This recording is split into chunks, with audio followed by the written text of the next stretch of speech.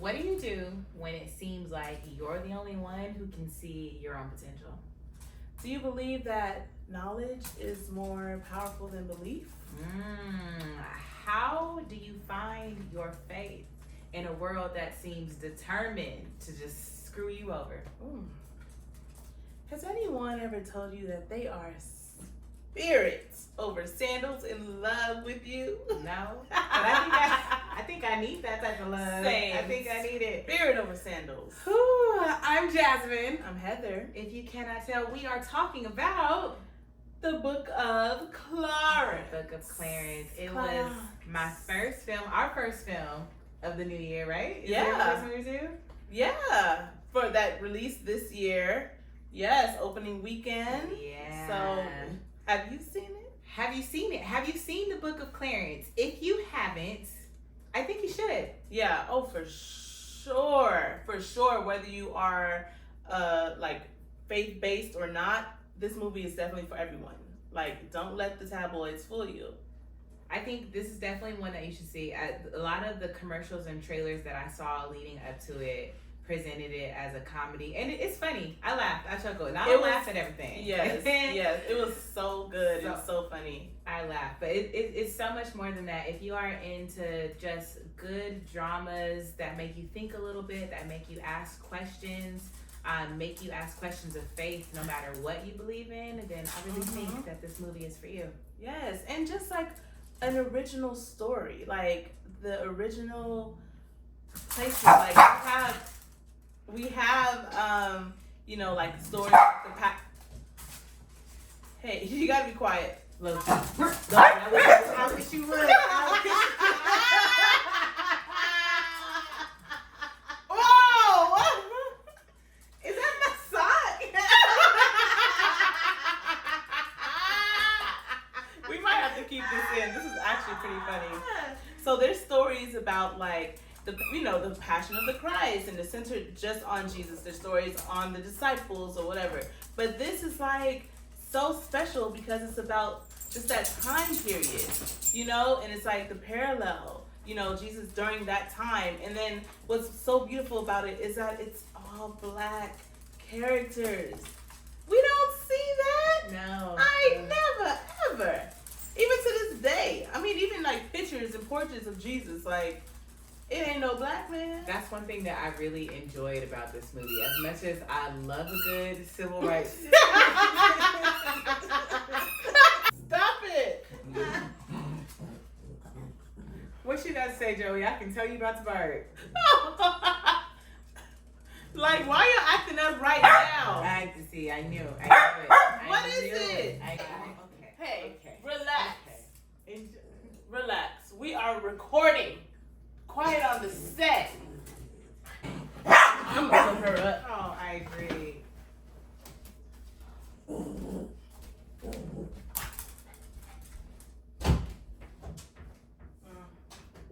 That's when it comes. And we're back. We're back. We're back after a brief intermission. Yep. Whew, you know, dogs are entertaining too. We love them. You gotta love them. Those are babies, our co-host. Hi. So after we were talking about, I was watching an interview with Jeymes Samuel and Jazzy, and I forget who the interview was, but she did a great job. And they were talking about how if you let movies tell it, it seems like Black people didn't get here until like roots, until like slavery, you know. But if Africa is the motherland, like the birthplace of everything, then like where were we and where are all these stories? So it was so beautiful to see us in a movie that we're just there, you know. Like to me, like race and racism wasn't like a central theme, but like just there telling stories. Right. That's so funny because I was watching an interview with on the Breakfast Club, and Jeymes Samuel went on there, and he was like, yeah, there's nothing like it. There's nothing like it. And I think we need more of that. We need to be seen like in the westerns and in these like biblical times and whatnot, because we were out here. And it was so funny because DJ Envy made a joke. He was like, there are no light-skinned guys in your film. And he was like, it was hot outside, okay? It was hot outside. He was like, next time I'll make sure to cast even darker. I'm like, Jeymes got jokes, but yeah, we definitely need that representation. Yeah, the same way we need black mermaids and black cowboys and black everything. Who's out there? Exactly. So this is our spoiler-free segment. If you haven't seen it yet, we're about to start wading into spoiler water. Yeah, because we want to talk about some of our favorite parts of the movie and what stood out and like the themes and stuff. So I guess we can go on into it now. So if you haven't seen it yet and you don't want any spoilers, go ahead and pause here. Come back after you've seen it. But if you don't care, then if you don't mind, keep on watching, because we'll make you want to watch this movie because it was excellent. Excellent. So with that being said, let's get into it. Let's start off with the man himself, Jeymes Samuel. So you were more familiar with him than I was going into this. His previous movie is The Harder They Fall. And that was his debut film. Which is crazy. I love Netflix. That movie. Yeah. Make sure have you seen The Harder They Fall? Right. I've seen it. Because that's worth your time as well. Yes. So he not only directed this film, he also wrote the script. All. And he also did all the music. He composed the score for the music. And what is so special is like he said as he's writing the script, he has the music in his head at the same time. So he's able to compose the music with the script, like making it go hand in hand, which is so amazing. That's a level of creativity I can't even imagine. I was in some of the stuff that I was looking at, I guess he originally got the idea for the Book of Clarence back in 2005. And when it first started, he had just a song and a couple of conversations and then sort of tabled that idea and then came back to it, I think like 2010, sometime around, I think when he was starting to do The Harder They Fall and when he got met up with Jay-Z.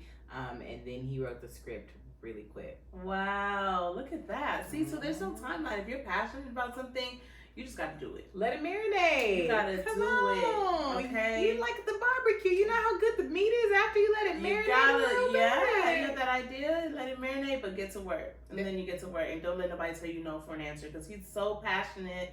And I remember even with Harder They Fall, just to go back to that, he was like, they were like, oh, we can't kill the fake horse. And he's like, so you talking about in other movies, you can kill us and like show other graphic stuff, but you're over here tripping about a fake horse. He said, no, we're killing the fake horse because no real animals are harmed. So it just goes back to, because like in this movie, you know, there's like, it was just so, you know, they have the graphic crucifixion scene and everything. And it's just, I don't know, I just love, speaking of that, I guess we can go into like the cinematography of it all. It was beautiful. Oh my God. So we saw it together and we were just sort of like sitting there, and we'll get to the ending and just sort of like letting it all sink in, letting it marinate a little bit. And one of the things I was looking for in the credits, like, where did they shoot this? It looks so good. Yeah. So they shot in Italy. Right. And he said it was like an old, like that town was like an old town. Yeah. So the caves were still there from when like people lived in those caves and stuff. Yeah. And so he was like, ooh, with our melanated skin against this ancient environment, like it just really would pop. And it did. It was storytelling within itself. This is cinematography. The cinematography mixed in with the wardrobe, mixed in with the black with this. Yeah. It was, I know we've already said it, but it was just I never got tired of it while we were watching.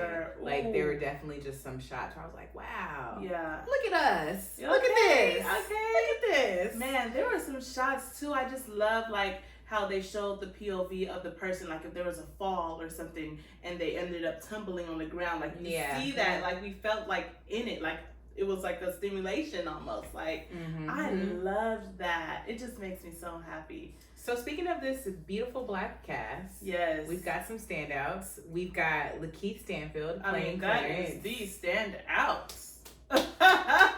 No, for real.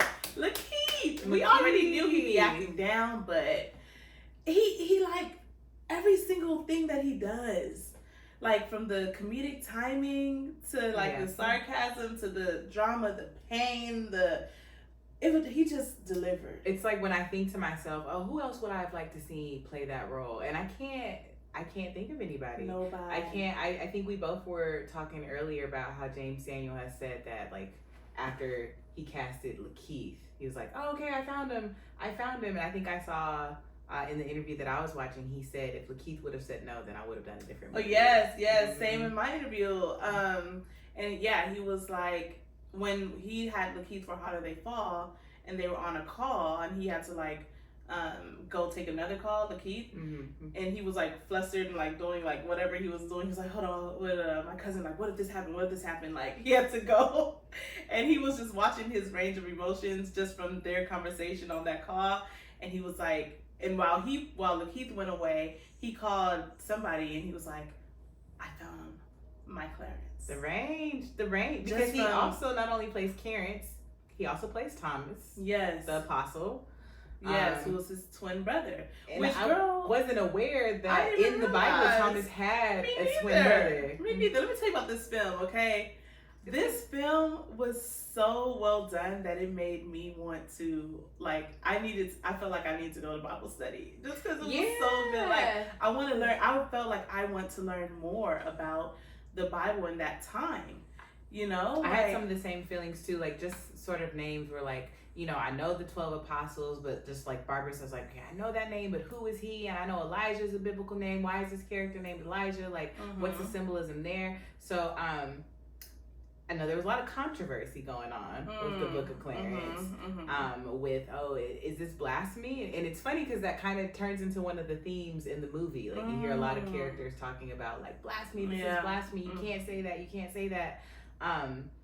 But to me, just overall, it was so clear that everybody making this movie had so much respect for the Bible, for the content and everything that they're telling. It was just a very respectful film. Very respectful. And it was just real life. Like, we, you know, growing up, like, through our history books, and, like, you know, if you grew up Christian or biblical, whatever, like, you're only taught, like, certain windows of things, right? Yeah. Like, the crucifixion of Jesus.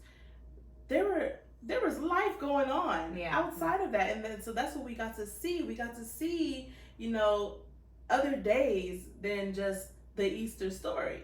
You know what I'm saying? But like that's surrounding the Easter story. So it's like we have, so say Monday through Friday, that Easter week, whatever, Holy Week, right? We're only taught like this is what happened to Jesus, and then they had the Last Supper, then he was tempted, blah blah blah.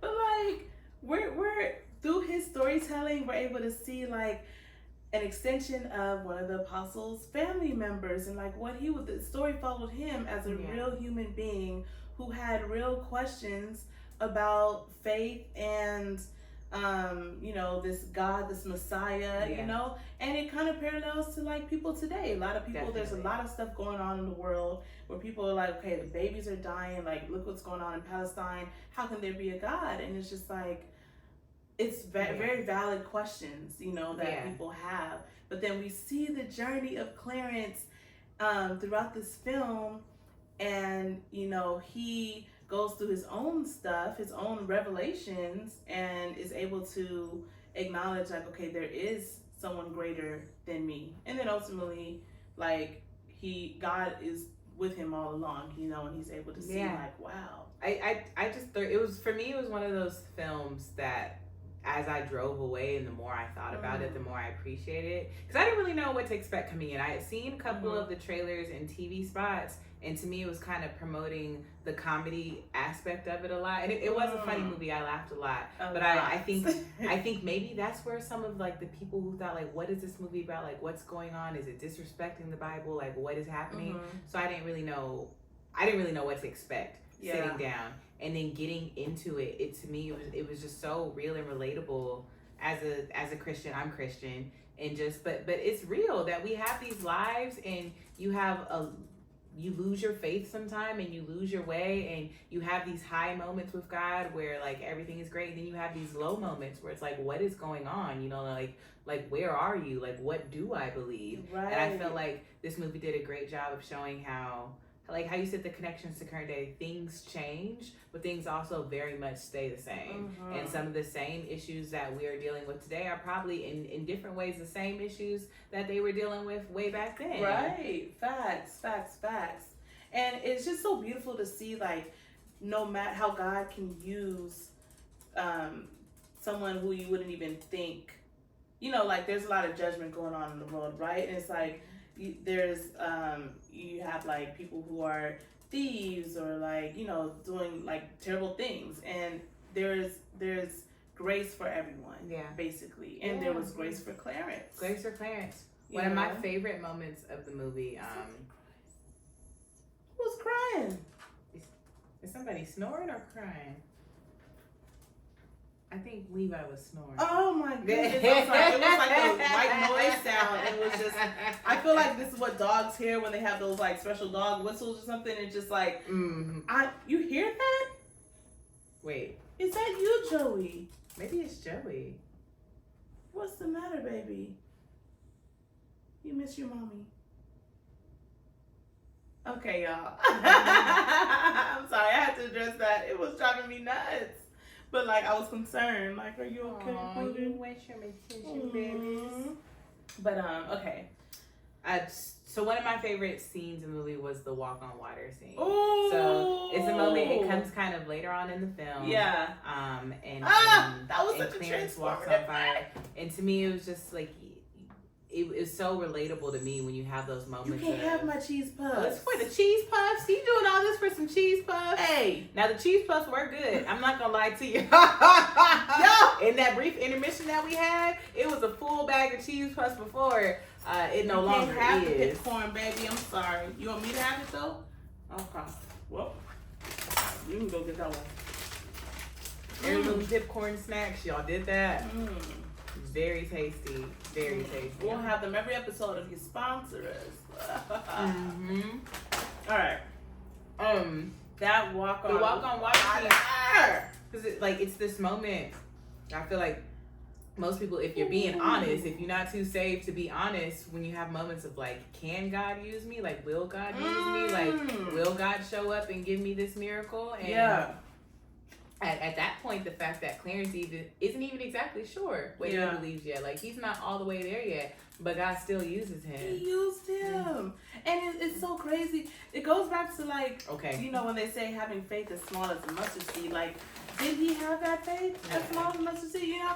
Because right before that scene, he let it all out on the table, you know? He said, he was like, look, I'm not the Messiah. I was just faking it because I needed some coins, some shingles, what's it called? Shekels. There we go. I was like, no, it's shack or shing, shekels. Some shackles off my feet, so I Hey. But he needed the shekels to pay old boy back, you know?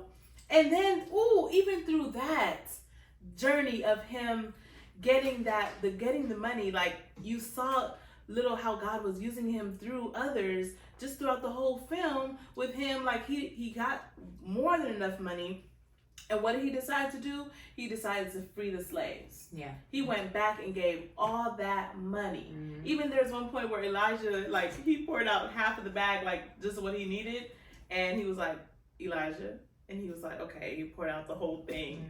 And it's just like, there's just little pieces like that. Like, he was changing, even though he necessarily probably didn't see it as Clarence. He didn't see it, or maybe he did feel something, but it still wasn't accepting that, that's God in me, you know? Because I don't even think he knew, because I think another theme that stood out to me was the theme of family, because we have Lakeith, he's playing Clarence.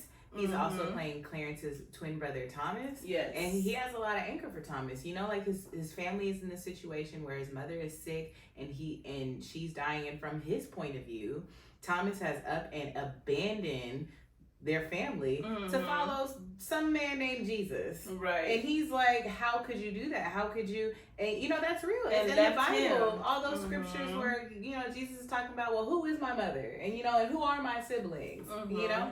And dealing with the anger and the resentment that he has because of that, that doesn't really allow him to see like God or Jesus clearly, because he's so angry about this hurt. And then to sort of come full circle, he has this desire he wants to be respected, right? Yes. He wants people, he keeps saying, I'm not a nobody, like I'm somebody. And then he realizes, like, not only am I somebody, but like I have all this in me. Yes. Oh, and that goes to show how like the disciples, the apostles aren't perfect. Like, they're following God, and it was shown in the film like, oh, they're safe, you know, they're walking through the town and no one can touch them because they up here making deals behind Jesus' back. You know, like Thomas wasn't perfect because he left his family when, you know, he needed to be there for them. Like, that was, and the correlation between that, it just popped in my head, like the fact that Jeymes included in the film that Clarence was like, I want to be the 13th apostle. That's so cool, because in a sense, like, it shows how he very well could be, or like, and it's also real. And it's real. Like, there was the dude in the Bible who tried to buy his way to being the 13th apostle. But wow. And it just connects to me, like, we all, you know, like, that's we what I'm all saying. We're all like the 13th apostle. You know? We are the 13. We are the 13. Like, trying to find our way in this crazy, trying world. Just like Clarence. Just like Clarence. So, that ending. Oh my God. The ending. Yes. Okay, let's get into the ending. It was brutal. It's brutal. The crucifixion scene is pretty brutal. But to me, it made sense. It was a little hard for me to watch going through it, just because I don't usually like watching. I don't like seeing people hurt all the time. But if you think about other biblical movies, like I think about the Passion of the Christ, and I remember that being a huge thing. Like my church loading up the bus and going to the theater to see the Passion of the Christ. And that was horrible. Like that whole entire back half of the movie showing everything that Jesus went through, like it was horrible. And I can still remember my pastor saying like, oh, you need to see like what Jesus did for us, like be able to see it. And in the Book of Clarence with his crucifixion scene, I think it was definitely intentional with it being as brutal as it is to show, like, look at all the things that we go through as everyday people, like all the times where we feel like God has failed us or we're alone, or we go through something and we're like, you know, why did that happen? Why is this happening? But God is still there, like he's still in it, you know, like Jesus comes back to see Clarence afterwards. Oh my God, the tears that flowed. Because that's so true. Like, I mean, even looking up after he died or went during that, when he was dying or whatever, that beautiful shot of the clouds coming in, where it was like a beam of sunlight through the clouds. Like, I felt, I don't know, it just was a depiction of like, this is not the end, you know? This is not the end. Through all that pain and suffering. Like, I definitely felt that way too, even with his crucifixion walk up, and you can see how what is happening to Clarence is impacting others. Like you can tell from the words that his mother says to him, or this conversation with Elijah, or his look through with Barbarous. Like you know that what Clarence is doing is going to make a difference for everybody else, and that's what it's all about. And that's what it's all about. And you don't necessarily have to be in the spotlight. I believe there's a part in the film too where he was like, I don't need my own book or chapter. I don't need my name. They don't need to know my name. You know, you don't have to know my name in order to do the good work that you're doing, to be a good person. And wow, so that ending, like you said, like God came back and boom, he's alive and healed. And now, like, he can help bring even more to God, because you know, he's lived through that experience. It's so many powerful themes that show up in that ending, like the theme of knowledge versus belief. You know, and with Clarence being a person who very much, you know, like he seems like a little bit more logical. Like he's seen what he's seen, and he's had the experiences that he's had, and he's more driven by knowledge, what he knows, until he gets to the point where his belief is so strong that it becomes knowledge. So it's full circle. Yes. Oh my goodness. I think Joey has to go to the bathroom. So I'm getting up real quick. Please hold. And we're back. And we're back to wrap things up. Yes. So one more thing that I think we both have talked about, we liked. Not just Lakeith, but the cast in general. The cast in general. we've got some heavy hitters. Like at this point, Lakeith is pretty well known. Alfre Woodard. But I like seeing so many faces that aren't necessarily the biggest names. Right.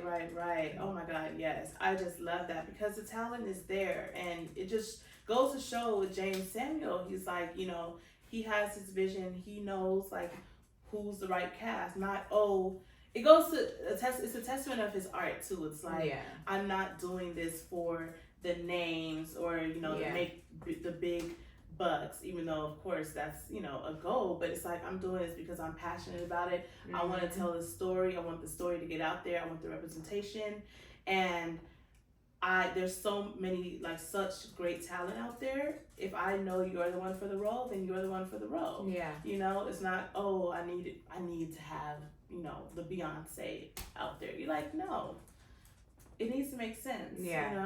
And even the names, like the people who are recognized are like Tiana Taylor playing Mary Magdalene. Small role, great job. I will keep talking about Tiana since 1001. She has been consistently impressing me with her acting choices. I'm excited to see what's next to her. I love what Jeymes Samuel did with her role, and just sort of, we have this woman who's close friends with Jesus. What does that look like? Right. Which is why when one of his interviews too, he was like, which is why he included her in the Last Supper scene. Because he was like, well, maybe she was around, maybe she was there. We don't know for real. But it was a great depiction because it shows how they were close.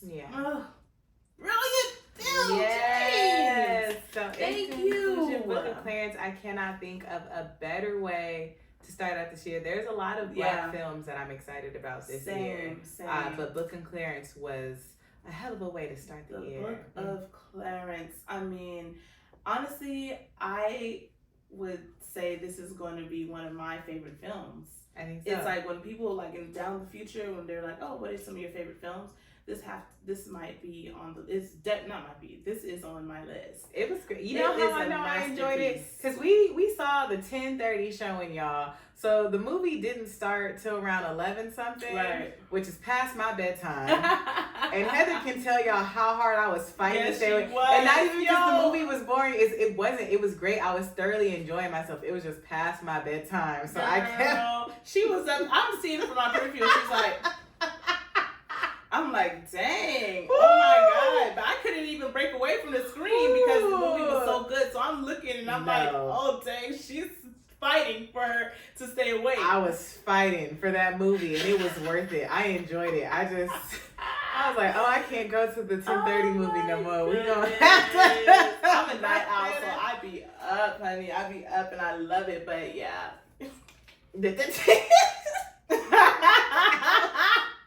I was shaking the devil off, okay? Oh my goodness, wow. Oh wait, speaking of, one last character, the love interest and the white Jesus at the end. White Jesus, we have to bring that up real played quick. by Benedict Cumberbatch, who I hadn't seen in any of the trailers. So I was in the theater like, is that Benedict Cumberbatch? What is too funny? White too funny. Jesus. It just showed he's so brilliant with his thinking. Like how he was able to depict that, because during the crucifixion, how there's still that comedic relief where the black guy was painting the white Jesus, and he's like, now hold on. He's up in the cross like, hold on, that ain't. That's not the focus here. That ain't the focus here. Because who hasn't seen White Jesus? Right. From what I've read, hair like wool and feet like burnished bronze don't sound like no white man for me. And I think I've seen Jeymes Samuel talk about that's why it's not a reimagining. You know? It's not. Because a reimagining is saying like, oh, okay, it was this, but now think of it this way. Yeah. It's no, it's what else is going on during that this time. Way. And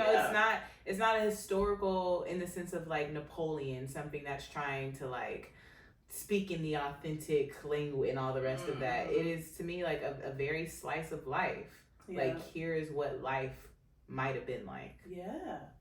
And it was well done. And then last point, throughout the film, the creative direction, when they were Elijah, he loved to get high. He was smoking throughout the film, and there was this one scene where they're all like floating in the air because they're all smoking, and I thought that was so cool. Right? I imagine that somebody who smokes might have here. felt like that before, you know? Yeah, they just all float, like to see that visually, you know, not to just say, oh, I'm high as hell. No, they're actually floating. I loved that element in the film.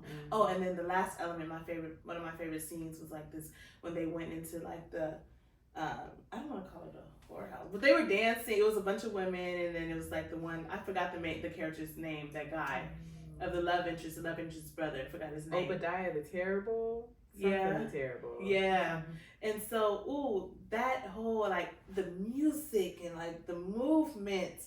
And then the one girl who was in blue light. And she was just, like, she did her little solo. It was just so sexy and sleek. Yeah. And then that was the introduction to the Obadiah the Terrible character.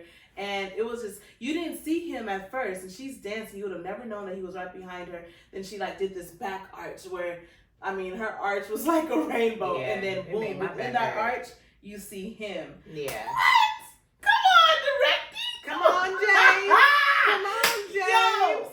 Okay, I think that one about meats, I just lost it. I just lost it. I found it. The club. Like with that, I brought it back. It's just in that same of what was life back then. You know, like the club. Like most of us have all been to the club now. But like back then, what was their version of that? And to me, it's like, okay, so nowadays, like we go to the club. Back then, we go to the brothel or wherever that was. Yeah. So like, you know, some things change, but so things don't. And one thing about it, we gonna dance, baby. Black people, we gonna dance, and I love that. Yes. So keep in on conclusion, dancing. I give this one tens all across the board. board. Period. Yes, same. I mean, 20 out of 10, 50 out of 10, 100 out of 10, over 10. It was magnificent. So if you've seen the Book of Clarence, let us know. What you think? What were your takeaways? What were your standout moments? And subscribe and all the things. Like and subscribe. Because guess what? Have you seen it? We're going to be talking about all the films throughout the whole year, whether out in theaters or on our local streaming services. So tune in with us and the dogs. Have you seen it? The Book of Clarence? I think you should. Yes, period. Thanks. Oh my God. Have you seen it? Tell me, have you seen it? Are your eyes bloodshot?